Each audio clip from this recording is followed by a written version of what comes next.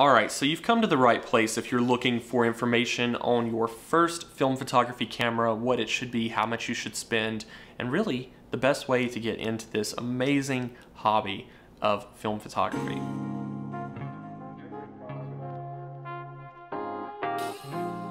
I'm James here from NReluctant. If you have never been here before, be sure to hit that subscribe button because I make a ton of videos about film cameras and film photography and all that amazing stuff. And you are definitely welcome here. This is a channel where your opinion and your comment matters. So when you're looking for your first film camera, the options can be pretty overwhelming. Maybe you grew up with film cameras like I did, or maybe this is a whole new concept and a whole new thing for you. Either way, this is a really good time to be getting into film photography. The secondhand market for film cameras is insane. Now, unfortunately, we don't have a lot of people creating new film cameras, especially new professional film cameras. If you do find a brand new film camera out there, more than likely it's someone who found one prepackaged in their grandparents' attic or something like that, or a company that's creating really plastic, cheap cameras like Lomography. I'm not saying Lomography creates bad cameras. In fact, I own a lot of Lomography cameras, and the Lomo LCA Plus is one of my all-time favorites. However, these plastic cameras are generally overpriced,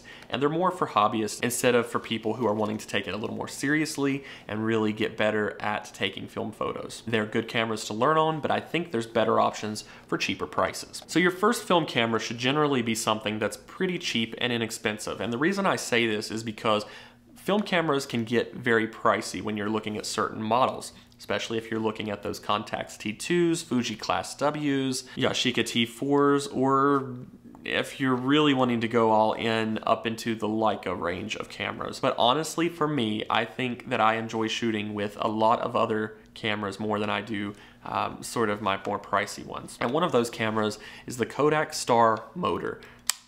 This camera here is one that I really love for a couple of reasons and a lot of personal reasons as well.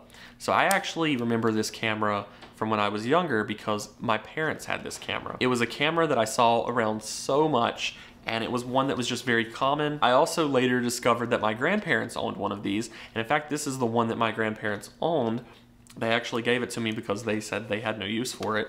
And I just really love shooting with it. It's easy to use, it's easy to learn, there's not a lot of complicated things about it. It's got really good internals as well to where you're gonna get a really nice looking photo for not an expensive price. I'm putting a link down in the description to where you can get a really good deal on one of these and where you can search through and really see what other models of Kodak Star cameras there are. So if you're looking for a Kodak Star, be sure to use that link down in the description to get an amazing price on one of these, and also see what's available right now at this moment. Because the amount of these that are for sale does vary, and I really hope that after this video comes out, people don't just start rushing and driving the price up for these. But if you can get one of these under 50 bucks, I think you're gonna be doing amazing for yourself, because this is a camera that is built to where it's gonna last you quite a long time. I don't think, if you take care of it, I don't think you have any issues in your lifetime worrying about this camera breaking down on you. It's definitely got a really cool 90s vibe to it. And I love the fact that all you have to do is pop open the back door, load up your film in here, close the camera back.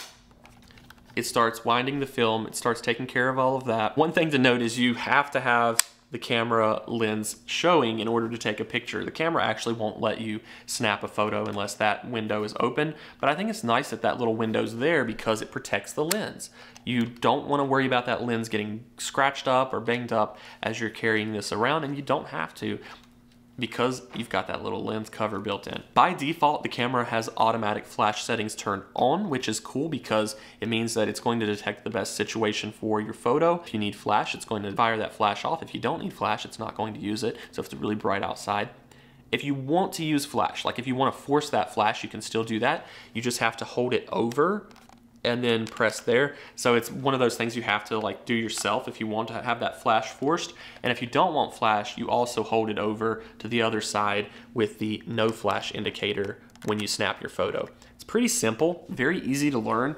That's pretty much all you need to know to get started with this point and shoot camera. The Kodak Star Motor is one of my favorite lines of cameras, and there's a lot of different models in this particular line. And I love it as a beginner camera, as well as one that I'm going to tell you right now, I use this regularly, and I have cameras that are way more advanced and way more expensive than this. I use this one regularly because I consistently get pretty good shots with it. I mean, this is going to give you that vintage 90s aesthetic and look that I think a lot of people are really going for, especially if you really like the look of a Yashica T4 photo with a little bit of vignetting around the corners and the really harsh dark tones that pop out whenever you use flash, or just the really good crisp colors whenever you don't. You really can't go wrong. And for the price of these, I said if you can get one for under $50, you're doing good, but generally you can find these well under $50. Like sometimes you can get a crazy good deal on one of these. And if you check out that link in the description, you've got the best chance of getting a really good deal on one of these because it's updated regularly. It's gonna show you whatever's new and what's available when it comes to the Kodak Star Motor. There's a lot of different options out there, but I've got to say for beginner film photographers, you cannot go wrong with this camera. I love it. It even has a little spot there for your finger to hold. It's not a grip by any means, but it is a nice little divot that's carved out there to where you can easily hold it. It's more comfortable to hold than a lot of my other cameras that I paid a lot more for. Let's go ahead and take a look at some of the photos that I've gotten with this camera. Let me know in the comments what you think. Be sure to give this video a thumbs up if you enjoyed it and if it helped you out in any way, because it really, really helps the channel just to have that thumbs up there. Subscribe if you haven't already, and you love film cameras and film photography and all that cool stuff, and I'll see you guys later.